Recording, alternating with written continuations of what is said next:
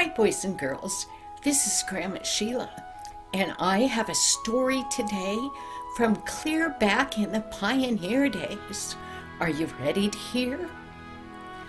Well, Grandma McAlpin, she was nearly 80 years old.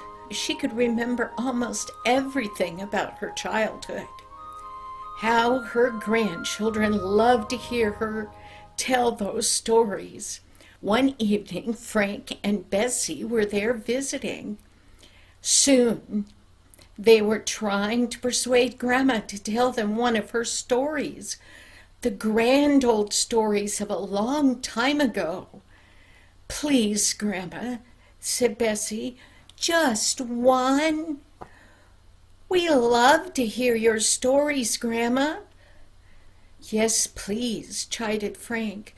"You know, Grandma, that one you promised to tell us about the mysterious rider?"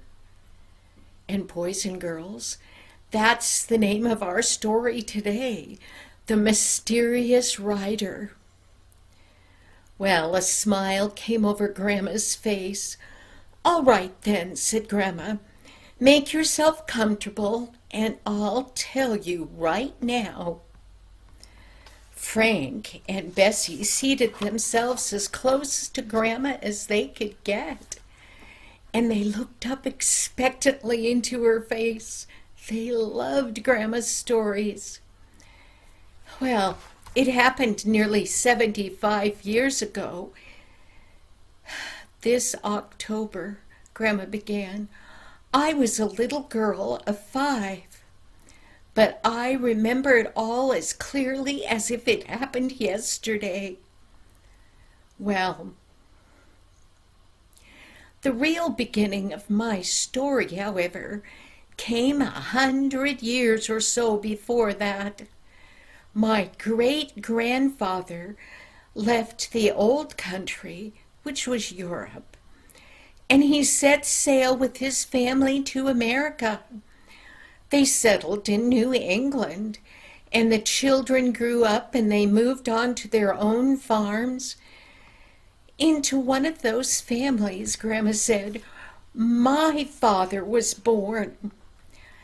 When he was only a young man, he heard people talking about a great wonderland out in the west of the United States. Away out toward the sunset, the people had said. There were thousands and thousands of square miles of marvelous forests, which grew the greatest trees anyone had ever seen. The soil was so rich that it would grow finer wheat than any farmer had ever seen.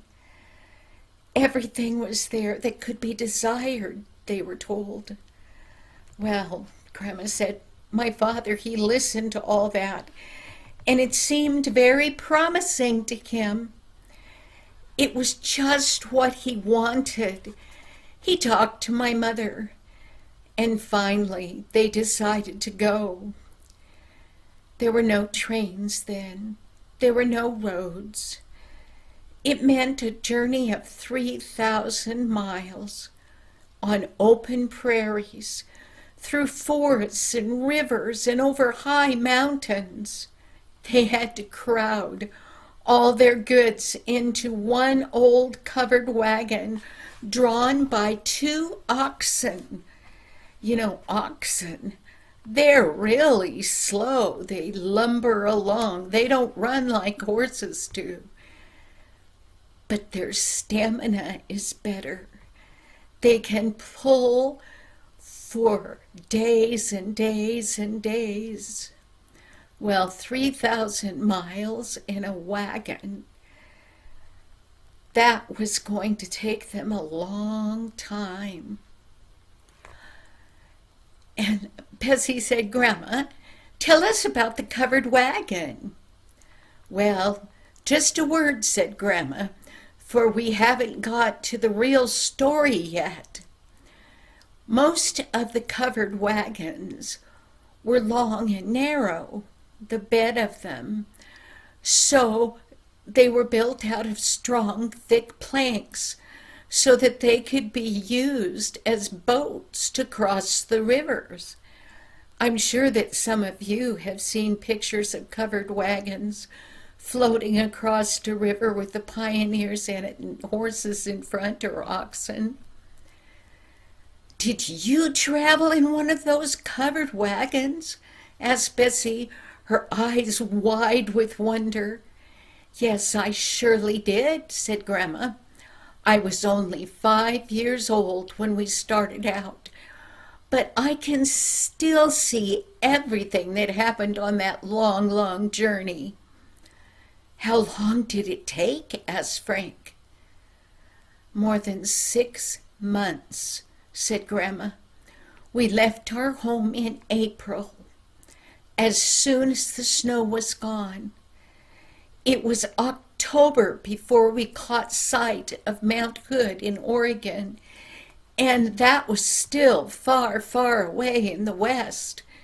7 or 8 other wagons were in our caravan, and day by day we moved slowly on, just as fast as the oxen could take us. Some days it was very, very hot. Oh, so hot. And then we would all get terribly, terribly thirsty. But I think the oxen felt it more than we did, because they had most of the work to do. I remember one day we traveled many miles without any water. Suddenly the oxen stopped, dead still, right there on the path. They refused to haul that wagon another yard.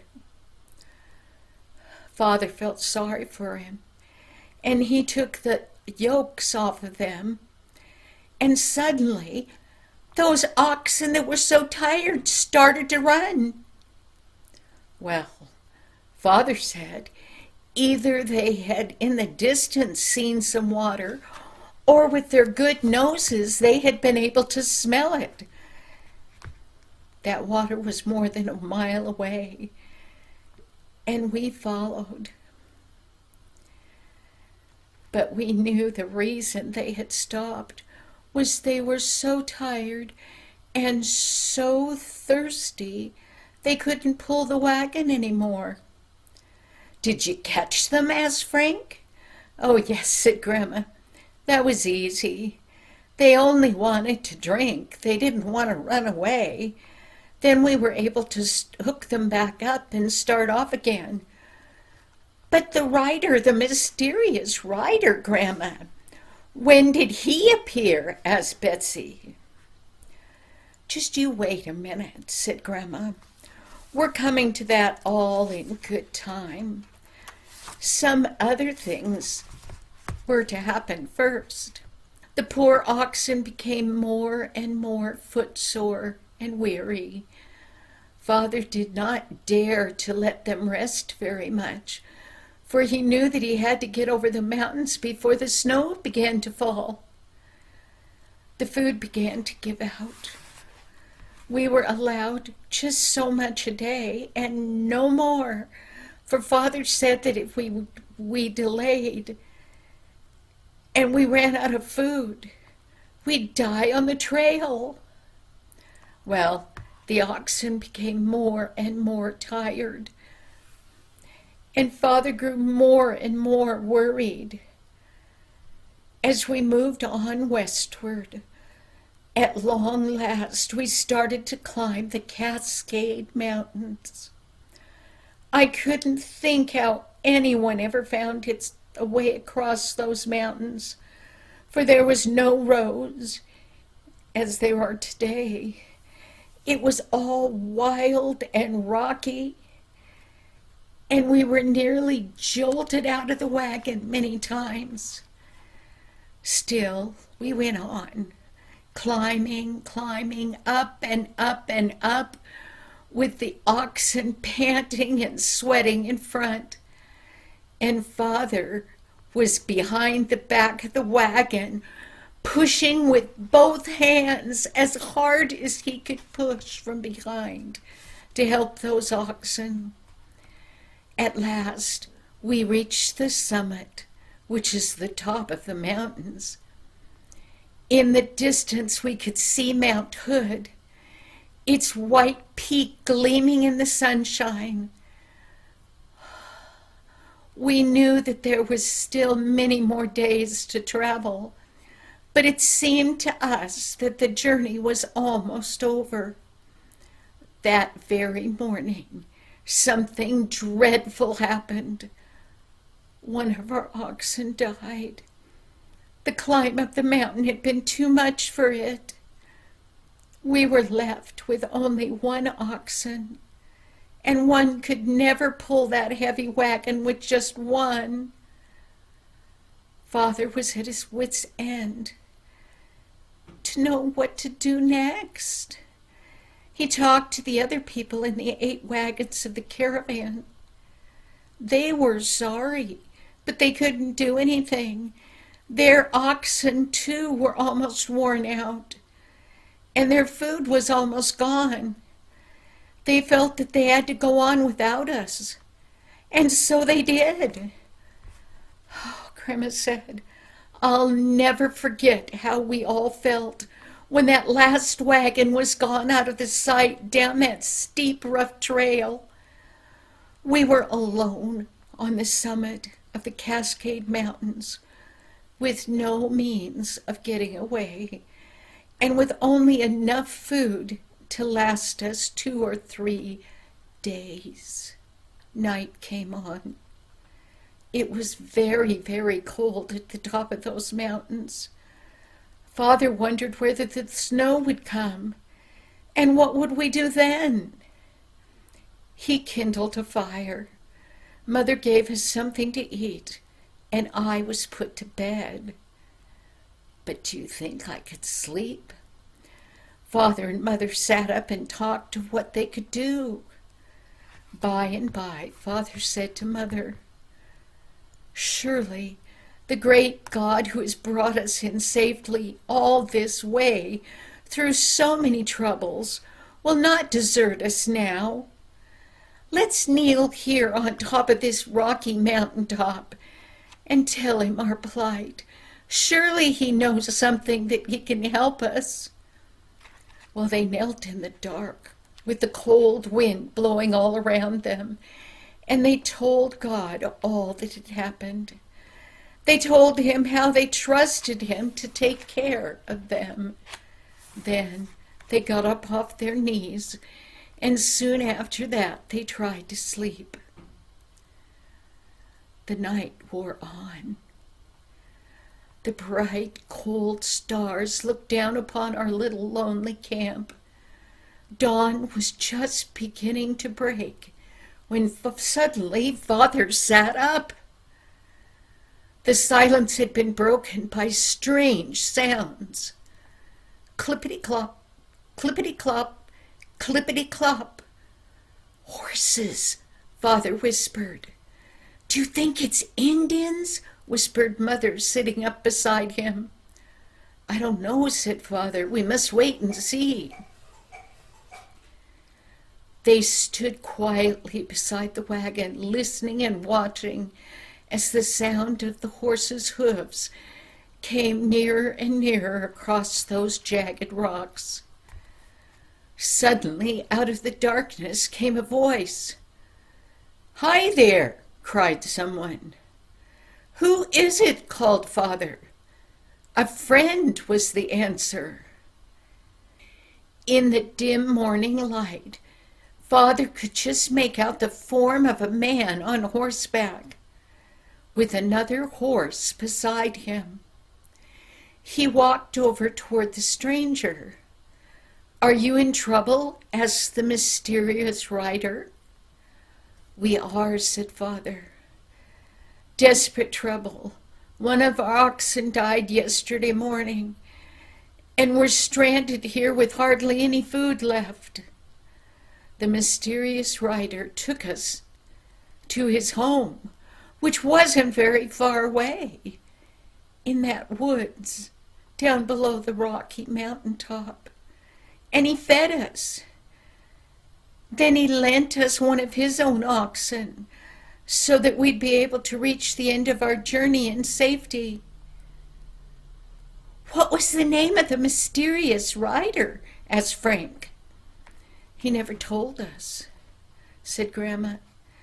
He just said we should call him Colonel, which we've done ever since. But how did he happen to find you? Asked Bessie. Ah, said Grandma, that's the most wonderful part of the story. For there was no telephones in those days. There wasn't even a telegraph. All Father could do was to tell God and trust him to do all the rest. All my life, she added, I have never forgotten that terrible night on the mountain and the mysterious rider who came to our rescue. Children, I want you always to remember that the great God whom we love and serve never forgets his own children. Now we will never know if that man was a man that just did live there on the mountain and was kind-hearted like God would want him to do. And maybe God had told him to get up and come find them. We'll never know. Or, true, it could have been an angel. We don't know. But we do know that God always cares for you, and he always cares for me. Thank you, boys and girls. I'll see you next week. Bye-bye now.